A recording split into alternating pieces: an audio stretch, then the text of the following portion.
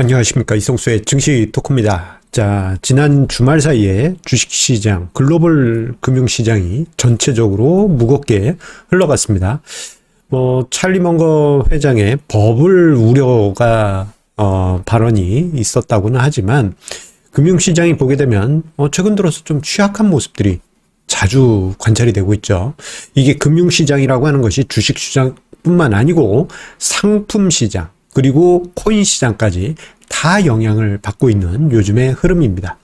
자, 그런데 지난달부터 해서 테이퍼링이 시작이 됐습니다. 지금 딱 한 번 한 거죠. 예. 자, 그런데 테이퍼링 한 번에 세계 증시, 세계 금융시장이 흔들리고 있는데 이게 좀 잡히기 위해서는 이 문제가 좀 해결될 필요가 있겠습니다. 바로 인플레이션, 물가에 대한 우려감이 사라져야만 합니다.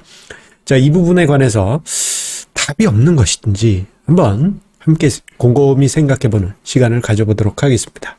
자, 오늘도 증시토크 구독, 좋아요 버튼과 함께 힘차게 시작하도록 하겠습니다. 자, 테이퍼링 딱 한 번 있었어요. 지난달 초였죠. 11월 초에 FOMC 회의에서 테이퍼링을 하겠다라고 발표가 난 이후에 11월에 딱 한 번 진행이 됐습니다. 자, 그런데요, 테이퍼링이든 금리 인상이든 어떻게 보면 이제 좀 매파적인 정책이 시작이 되게 되면요, 이런 문제가 생기게 됩니다. 좀 어떤 취약한 부분에서 조금씩 약점이 드러나기 시작해요. 마치 그 현상이 뭐하고 비슷하냐 하면요, 우리 비 오는 날 강가를 떠올리시면 됩니다. 유동성이 넘칠 때는 강 외곽까지 물이 넘치면서, 정말 바닥에 가라앉아 있던, 쓰레기마저도 동동동 떠오르게 되지만, 홍수가 이제 얼추 끝나고 물이 조금씩 줄어들기 시작하게 되면요, 쓰레기들은 이제 점점 밑으로 가라앉게 되죠. 그래서 제가 쓰레기라고 표현을 했습니다만, 쓰레기라는 표현보다는 좀 적합하지는 않은 것 같네요. 취약한 고리. 취약한 고리에서 문제가 조금씩 발생하기 시작해요. 그리고 이 과정에서 좀 과도하게 가격을 평가받던 자산들 같은 경우, 일정 부분 영향을 받게 됩니다. 대표적으로 최근에 이제 터키에서 문제가 지금 발생되고 있죠. 터키에서는 하이퍼 인플레이션에 준하는 물가 폭등이 발생했고, 리라화가 폭락하는 상황이 발생했습니다. 좀 생뚱맞은 상황이 발생했다 생각하실 수 있는데, 긴축 이슈가 발생할 때마다 꼭 등장하는 국가들이 몇몇 개 있습니다. 예전에는 남유럽 3개국에서 픽스 국가들 이런 얘기 나왔는데, 터키하고 아르헨티나, 그리스 등등 자주 등장하는 국가들이 있습니다.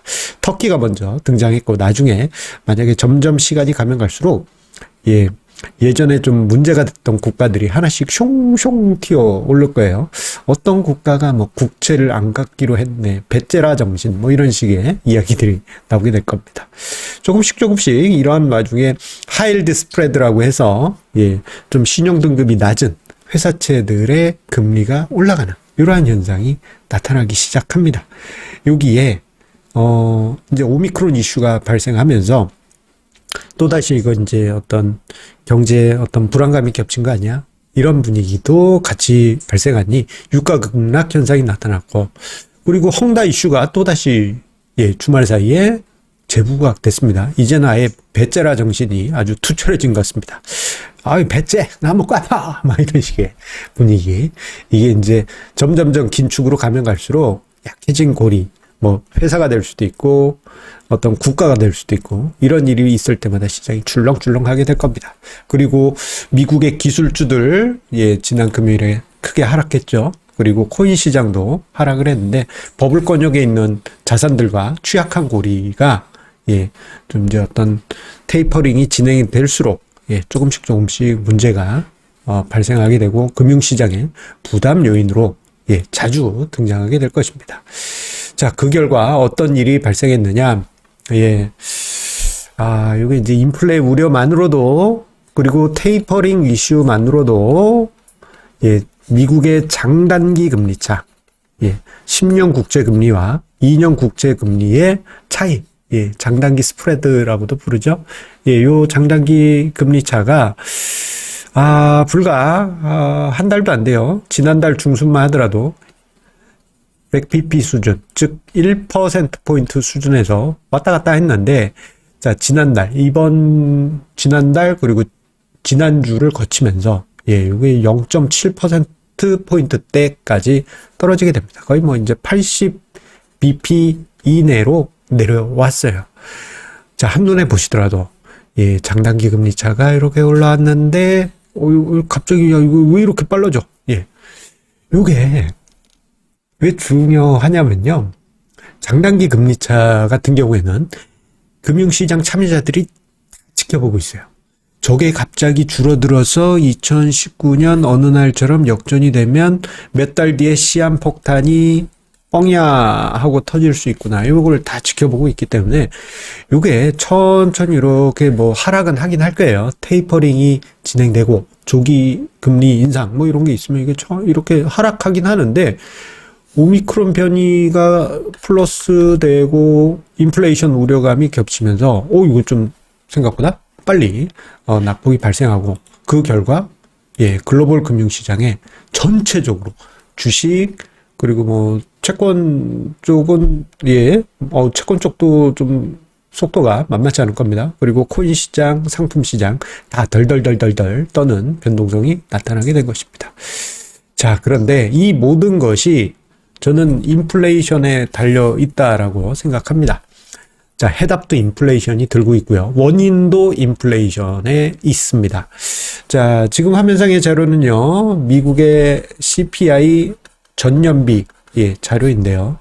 자, 지난달에 발표된 10월 CPI를 보게 되면은 요게 이제 6.3%인가 그렇습니다. 전년비에서.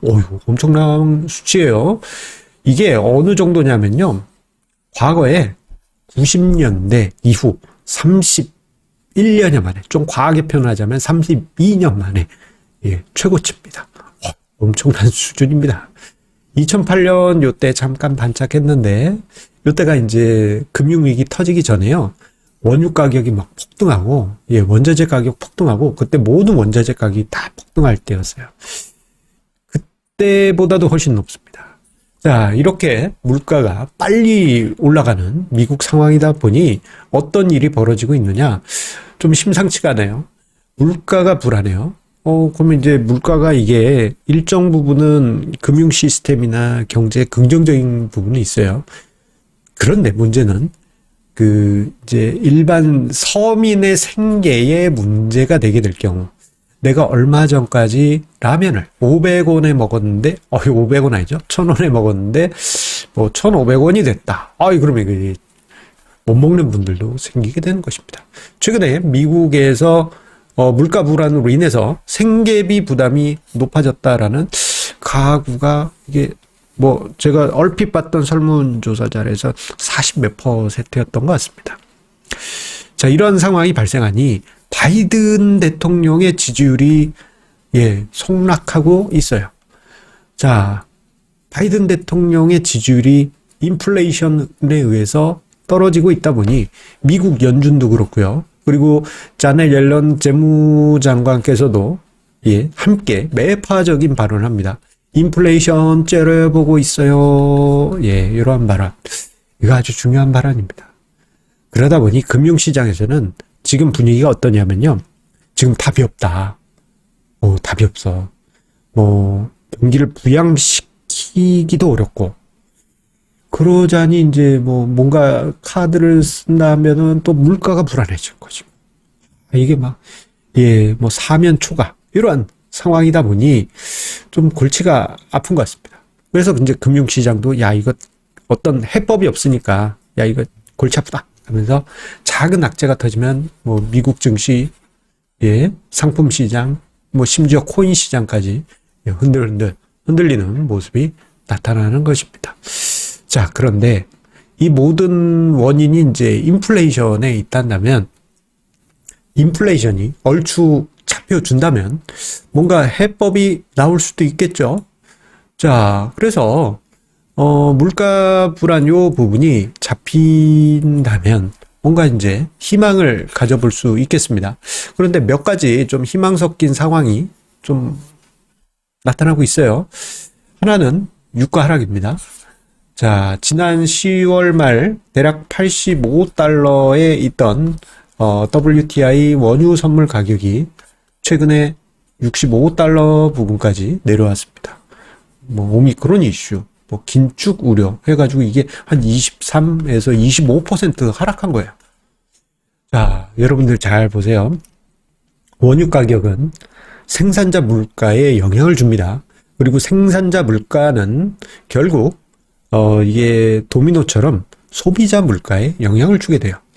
요게 이제 어떻게 이게 이런 메커니즘이 형성됐지라고 생각하시는 게 살짝 어려우시다면 이거 생각하시면 됩니다. 자, 원유 가격이 올랐다. 얼마 안 있으면 우리 휘발유 가격, 경유 가격 오르게 되죠. 기름값이 떨어졌다 그러면 휘발유 가격, 경유 가격이 서서히 떨어지게 됩니다. 조금 안타까운 것은 원유 가격이 상승할 때 휘발유 값이 재빠르게 올라가지만 원유 가격이 하락할 땐 휘발유 가격이 떨어지는 게 조금 천천히 떨어지죠. 어쨌거나 원유 가격의 하락은 후행적으로 생산자 물가와 그리고 소비자 물가의 부담을 줄여줄 가능성이 있습니다. 그게 어느 정도일지는 지켜봐야 되겠지만 이럴 가능성이 높아지게 돼요. 그리고 두 번째로는요. 자, 2018년부터 시작돼서 아직도 현재 진행형이고 2018년, 2019년에 어마어마하게 요란했던 미중 무역전쟁. 요때 어땠습니까? 트럼프 사마하고 중국의 요 두 분이 하루 걸러 한 번씩 우리 어떤 품목 관세 빡 때린다. 몇억 달러 관세 때리겠어. 그때 당시 어떤 이야기가 나왔냐면요. 요거 나중에 물가 불안 원인이 된다라고 나왔는데 결국 지금 이제 물가 불안의 원인이 되었죠.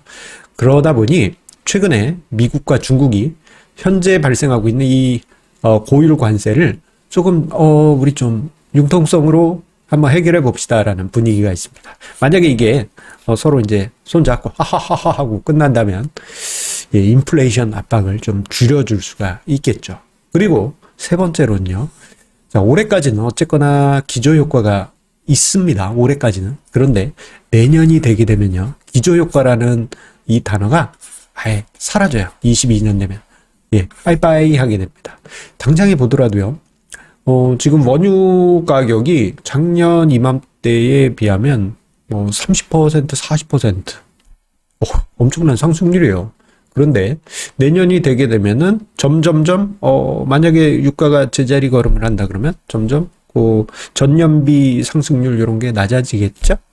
그러면은 물가라고 하는 게 만약에 계속 부담스럽게 갈 수 있지만 여기서 조금 완급만 조절을 해준다면 내년 정도 됐을 때 물가가 전년 대비해서 조금 숨고르기를 하는 것 같습니다. 이런 식의 분위기가 나타나게 될 거예요.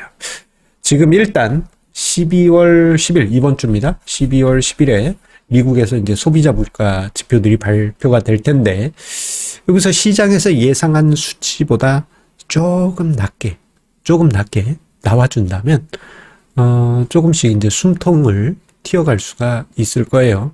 그런데 일단은 어느 정도 물가가 잡힐 때까지 무엇이 필요하다? 시간. 이거 시간이 필요할 수밖에 없기 때문에 한동안 이것도 12월 중순 정도까지는 좀 변수가 될 것 같네요. 시간이 필요할 수밖에 없습니다. 그 사이에 변동성 장세 조금 더 이어질 수밖에 없을 거예요. 그나마 좀 다행인 것은 우리나라 증시가 웬일로 미국 증시나 유럽 증시보다는 조금 양호하게 흘러가고 있어서 그나마 좀 다행이라고 생각을 합니다. 자, 그나마 다행인 한국 증시 오늘 반등 장중에 지금 보여주고 있는데 그래도 다행입니다. 이 부분에 관해서는요. 사실 또 중국 이슈하고 얽힌 게 있어요.